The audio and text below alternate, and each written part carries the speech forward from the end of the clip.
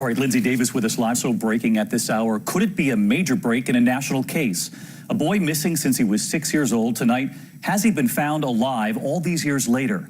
A 14-year-old boy who claims he escaped a hotel, ran across a bridge, across state lines, and police want to know, is this the boy? Timothy Pitson was just 6 when he was last seen with his mother. The school's security camera capturing this moment right here.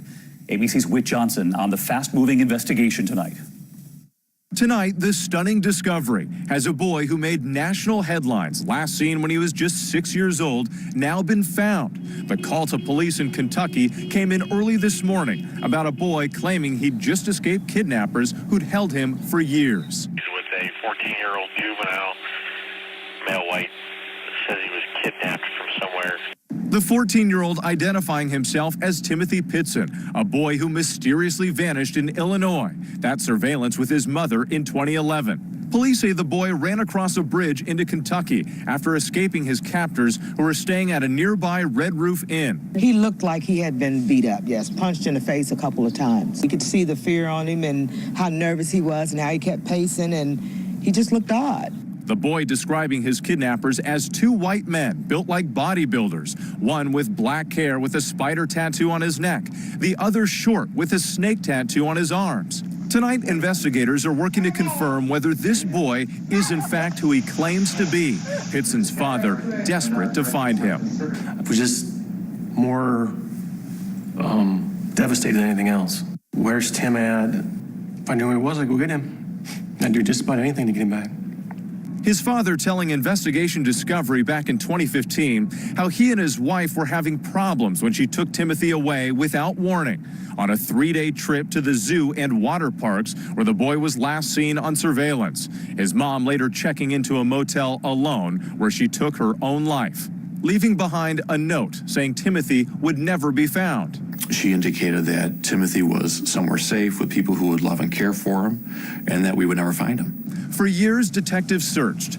This age progression showing what he might look like today. Tonight, after 8 long years, Timothy's family is anxiously waiting for word. I'm very hopeful that it's him and that he's okay and he's been in a good place when he was gone, that he's going to come back to us. Very cautiously hopeful. And if it turns out to be him, we'll be thrilled. David, we know the teen is getting medical care while investigators are still trying to confirm his identity. Also tonight, the FBI and police in Illinois are working together on this case, trying to track down those 2 men believed to be driving a white Ford SUV with Wisconsin plates. David. All right, Whit Johnson in Kentucky for us. Whit, thank you. There is also new video just out tonight, a message from former Vice President Joe Biden. What he now says after 4 women have come forward to claim he acted inappropriately. Here's ABC's Mary Bruce. Tonight, after 5 days of mounting pressure, former Vice President Joe Biden is acknowledging that some of his behavior has made women uncomfortable and is trying to explain. I've always tried to be, in my career, I've always tried to make a human connection. That's my responsibility, I think. I shake hands, I hug people, I grab men and women by the shoulders and say, you can do this. And now Biden is promising to change his ways, calling it his responsibility. Social norms have begun to change, they've shifted, and the boundaries of protecting personal space have been reset. And I get it. I get it. I hear what they're saying. I will be more mindful and respectful of people's personal space. And that's a good thing. That's a good thing. With Biden's would-be campaign in crisis mode, President Trump is relishing the moment. I was going to call him, I don't know him well. I was going to say, welcome to the world, Joe. You having a good time, Joe? Trump himself has denied accusations of sexual misconduct, including sexual assault, by more than a dozen women. Today, Biden didn't apologize, and House Speaker Nancy Pelosi has suggested he should. I think that it's important for the Vice President and others to understand is it isn't what you intended, it's how it was received. Her advice to Biden: I'm a member of the Straight Arm Club. I mean, I'm a straight armor and all of this. Just pretend you have a cold and I have a cold. Tonight, advice the former vice president seems willing to take. The idea that I can adjust to the fact that personal space is important, more important than it's ever been, is just not thinkable. I will.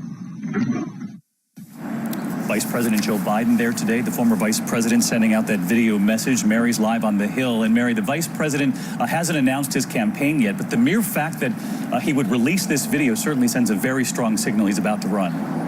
Well, David Biden certainly is responding to all of this like someone who is going to run for president. And a source close to Biden tells us that these accusations do not at all impact his decision. And today, Biden announced his first public event since all of this began. He will be speaking to union workers here on Friday. David. Mary Bruce with us live again tonight. Mary, thank you. And of course, the other developing headline in Washington at this hour, news tonight about President Trump's tax returns. In a letter to the IRS now, the Democratic chairman of the House Ways and Means Committee has formally requested the past 6 years of the president's personal and business tax returns. Just moments ago, the president told reporters he is, quote, not inclined to release them, still saying what he said while campaigning for president, that he is still under audit. This could lead to a very heated legal battle. In the meantime, we turn tonight to the American woman, the tourist, kidnapped, and they are now demanding $500,000 in ransom at this hour. It happened during a drive through a popular national park in Uganda. Here's ABC's David Wright now. Tonight, a desperate search underway in Uganda's most popular tourist destination, Queen Elizabeth National Park, seen here in a promotional video from the group Wild Frontiers. An American tourist kidnapped at gunpoint. A 35-year-old woman identified by the tour group as Kimberly Sue Endicott. Authorities say that 4 armed men also abducted her driver and guide, Jean-Paul Merenge Remezo. Ugandan police say the kidnappers, using the victim's cell phone, demanded $500,000 in ransom. They say the abduction took place Tuesday evening at dusk during a game drive. The kidnappers taking the keys to the group's vehicle and leaving behind an elderly Canadian couple who reported the kidnapping.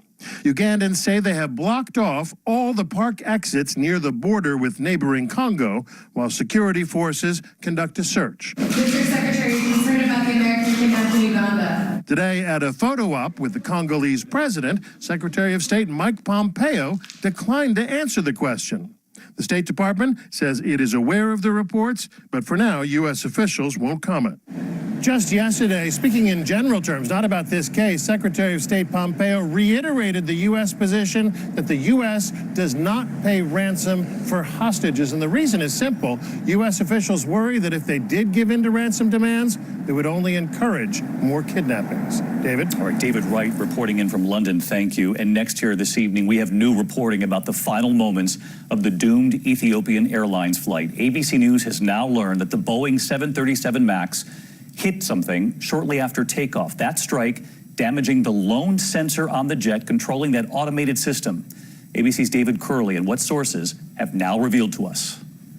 2 aviation sources telling ABC News tonight that a sensor damaged at takeoff started a chain of events that led to that second 737 MAX crash in Ethiopia. That one angle of attack sensor, a vane outside the cockpit, was hit by a bird or foreign object, according to those familiar with the investigation. Like in the first crash, Lion Air in Indonesia, bad data from the sensor engaged the anti-stall system, MCAS, which nose the jet down dramatically. As we learned in a simulator, the procedure for pilots is to use a thumb button to electronically nose up the plane. It's called trimming the aircraft. If that fails, Boeing's emergency procedure calls to shut off power to the motors that nose up or down the plane. The sources say the Ethiopian pilots did not trim the jetliner before shutting off the power. One source says they did try to manually trim the jet, but then turn the power back on, leading to the MCAS system misfiring again, nosing down the jet again, and the pilots unable to maintain control. It's inexplicable that they would go through the emergency procedure, but then re-engage the very motors, the very trim system that was causing the problem. David Curley with us live again tonight on this story. And David, we know the Ethiopians are set to present their preliminary findings from those black boxes tomorrow. You're reporting they're already coming in tonight. And in the meantime, in an effort to calm the flying public here in the U.S. and around the world, Boeing CEO took a test flight with that new software fix today. Yeah, so Boeing has a software fix, but they also have a public relations problem. So the CEO got into an aircraft with that new software and took a flight to prove that it is safe. It's still going to be a couple of weeks before it's submitted, David. It may take up to 6 weeks before these planes are flying again. David Curley with us again tonight. David, thank you. In the meantime, to the horrific crash in Los Angeles we were following today, a pickup truck plowing through a busy intersection, slamming 5 cars, helicopters hovering as they pulled people from their vehicles. ABC's Will Carr is on the scene tonight. Tonight, an LAPD commander is calling this crash one of the worst he's ever seen. Watch that stolen truck fly across a busy intersection next to a school. He had to be going 80 miles an hour. He had to be going 80 miles an hour through that intersection. Authorities say the pickup truck sped away from officers conducting a traffic stop when it slammed into 5 cars, launching this gray Honda down the block, leaving the 25-year-old female driver critically injured. At one point, the victim did stop breathing. However, paramedics were able to revive her. At least 3 people were trapped and had to be freed by rescuers. All 3 suspects were rushed to the hospital, but not before the driver took off running inside a McDonald's. The suspect didn't give up easily. They had to use some force to get him in custody. Authorities say there was a gun inside of that stolen truck, and when officers found it, it went off. Luckily, nobody was hurt. David. Will Carr in Los Angeles. Thanks, Will. There is new political pressure pushing for the release of the full Mueller report tonight without redactions. The House Judiciary Committee has voted to authorize its chairman to subpoena the unredacted report and all of the underlying evidence. The chairman says they will wait, though, to give Attorney General William Barr, quote, time to change his mind and hand the report over voluntarily. We have been following the story of Timothy Piazza, the student who died at a frat party. Authorities say no one called for help for at least 12 hours. Tonight, 3 young men have now been sentenced to prison. And here's ABC's Gio Benitez. Tonight, 3 of the former Penn State fraternity brothers accused in the hazing death of 19-year-old pledge Tim Piazza will spend time behind bars. They are the first of the 26 former students to be sentenced. Luke Visser, Michael Bonatucci, and Joshua Kurdzewski will spend 1 to 9 months in jail. They pleaded guilty to hazing and conspiracy to commit hazing. It was more than 2 years ago when Piazza died after falling down a flight of stairs at an alcohol-fueled frat party. Surveillance video capturing the brothers serving him more and more alcohol. And after the fall, waiting 12 hours to call 911. Piazza's parents say only 1 former frat brother has shown any remorse. Everyone else just seemed to want to move on with their life, and no one has reached out to us or apologized to us. And David, Piazza's parents hope that these sentences will lead to greater change at fraternities all across this country. Meanwhile, many of the other frat brothers have already pleaded guilty. David. Gio, thank you. To the index of other news tonight, there have been 2 firebomb attacks in Davie, Florida. Police say surveillance shows a driver tossing a bomb right there under a vehicle. The next morning, another device, a large fireball destroying 2 vehicles, no motive and no suspect revealed. An alleged serial rapist has been arrested in Spartanburg, South Carolina tonight. Gregory Fry is accused of a dozen sexual assaults, kidnappings, and break-ins dating back to 1995. Investigators used DNA evidence to find him. To the hit-and-run arrest near Atlanta tonight, a 9-year-old girl was struck and injured in her own front yard. She survived. One of the men is now in custody. He claims the other suspect in the car was trying to carjack him. Police are still trying to search for that second person. And they are now testing a new flu vaccine. The National Institutes of Health is beginning the first human trial of what's called a universal vaccine designed to combat multiple strains of the flu. Scientists hope it will lead to less frequent flu shots. We'll see America strong. And this was quite the moment. Do you remember hearing a violin for the first time? It was music to his ears. Tonight, the story of a baby boy hearing the violin for the first time. Thomas, just 11 months old here, transfixed, walking straight toward the violinist, studying her and her sound. He was at a music class for babies in New York, taken by Laura Zawarski as she plays Can't Help Falling in Love.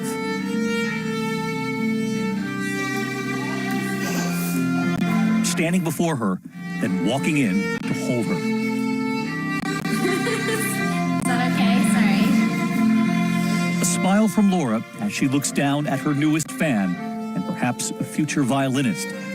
And tonight, Thomas and his mother, Rachel, sending us this. Hi, David. This is Thomas and Rachel.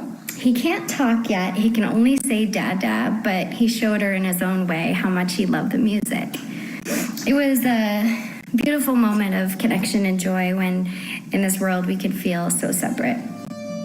Tonight, her son and the violinist. The video seen more than 3 million times, proving Thomas isn't the only one moved. Thomas can't talk yet, but what he did said it all. I'll see you tomorrow night. Good night.